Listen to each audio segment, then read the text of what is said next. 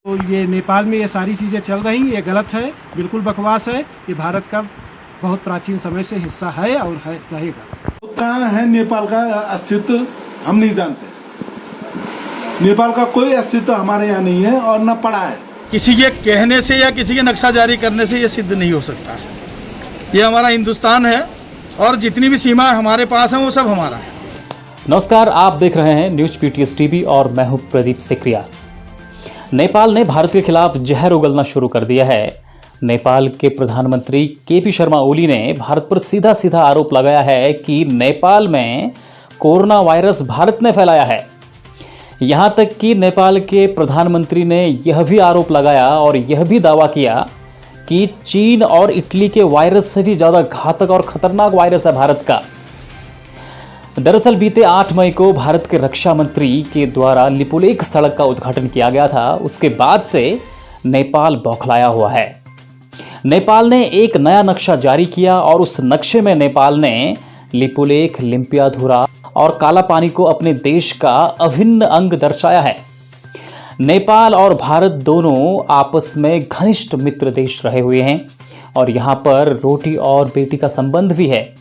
नेपाल के अधिकतर लोग अपने रोजगार के लिए भारत में आते हैं। दोनों आपस में इतने घनिष्ठ मित्र देश हैं, तो अचानक से दोनों के बीच टेंशन्स कैसे पैदा हो गई?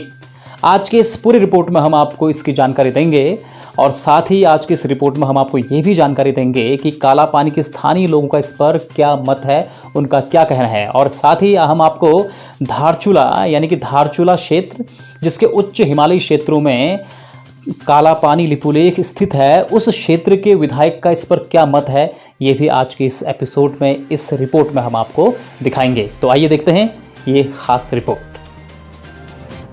भारतीय क्षेत्र के कुछ हिस्से पर नए नक्शे में अपना दावा ठोकने के बाद नेपाली प्रधानमंत्री केपी ओली ने भारत के खिलाफ अब आक्रामक बयानबाजी की है।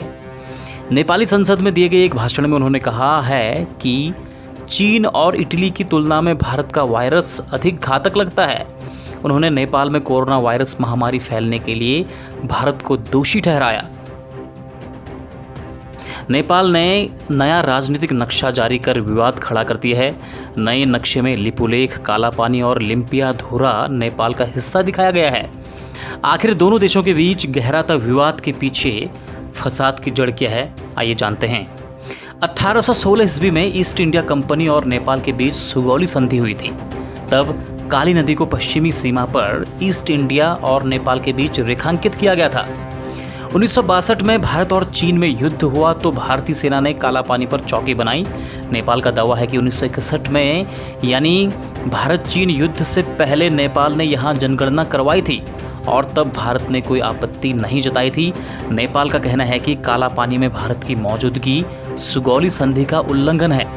दरअसल इस विवाद के पीछे एक पुरानी संधि है जिसे सुगौली संधि कहते हैं। सुगौली संधि ईस्ट इंडिया कंपनी और नेपाल के राजा के बीच हुआ एक करार है। इस संधि पर 2 दिसंबर 1815 को हस्ताक्षर किए गए और 4 मार्च 1816 को इसका अनुमोदन किया गया। संधि के तहत नेपाल ने अपने नियंत्रण वाले भूभाग का लगभग 1/3 हिस्सा गंवा दिया। इसमें नेपाल के राजा द्वारा पिछले 25 साल में जीते गए क्षेत्र जैसे कि पूर्व में सिक्किम, पश्चिम में कुमाऊं और गढ़वाल राजशाही और दक्षिण में तराई का अधिकतर क्षेत्र शामिल था। तराई भूमि का कुछ हिस्सा 1816 में ही नेपाल को लौटा दिया गया।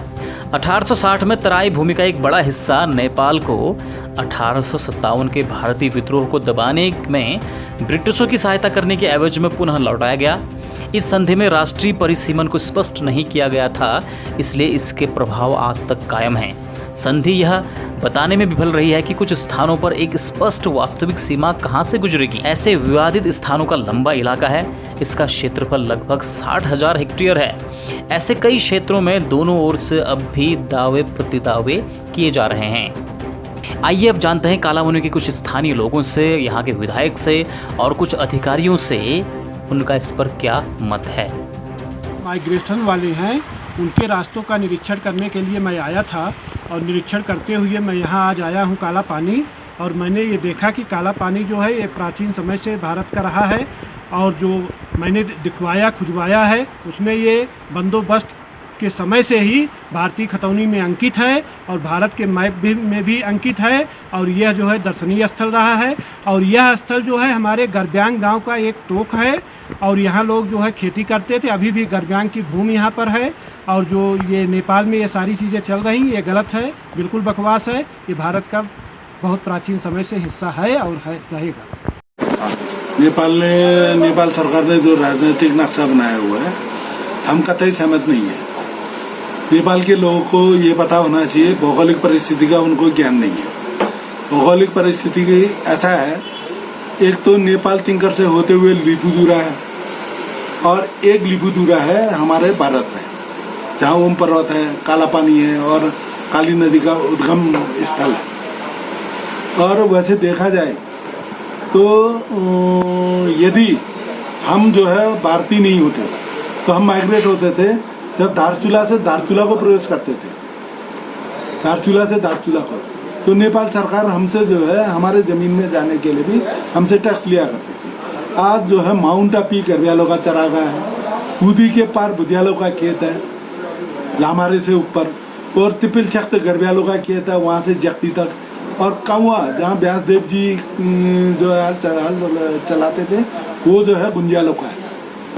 तो कहाँ है नेपाल का अस्तित्व हम नहीं जानते। नेपाल का कोई अस्तित्व हमारे यहाँ नहीं है और न पड़ा है। किसी के कहने से या किसी के नक्शा जारी करने से ये सिद्ध नहीं हो सकता। ये हमारा हिंदुस्तान है और जितनी भी सीमा हमारे पास हैं वो सब हमारा है।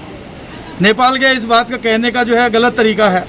वो भाई जब बरसों से हमारे उसमें सारे नक्शे खसरे हमारे उसमें जो है रिकॉर्ड में है, तो अगर वो कोई नक्शा दे रही तो वो गलत है उनका कहना। पहले तो कहते ना, चाइना कहती कि भाई यहाँ पूरा हमारा है, पाकिस्तान कहती जम्मू कश्मीर तक हमारा है। कहने से कुछ नहीं हो सकता। ये भी कह रहे हैं नेपाल हमारा है। अब हम भी कह रहे हैं कि हो सकता है भाई आधा क्षेत्र नेपाल का जो नदी ने ये एरिया ही हमारा जो है उधर को चले गया नदी ये काटने से, तो हम भी कह सकते हैं कि भाई उधर वाला हमारा है। कहने से कुछ नहीं होगा। सारे जो है धरातल पे कागजों के बल पे होता है और कागज पे जो पेपरों में जो होगा उसके साक्ष्य के आधार पर इसका काम। खबरों में बने रहने के लिए न्यूज़ PTS TV को सब्सक्राइब करें और बेल आइकन दबाएं और साथ ही फेसबुक पर न्यूज़ PTS TV पेज को लाइक या फॉलो करें।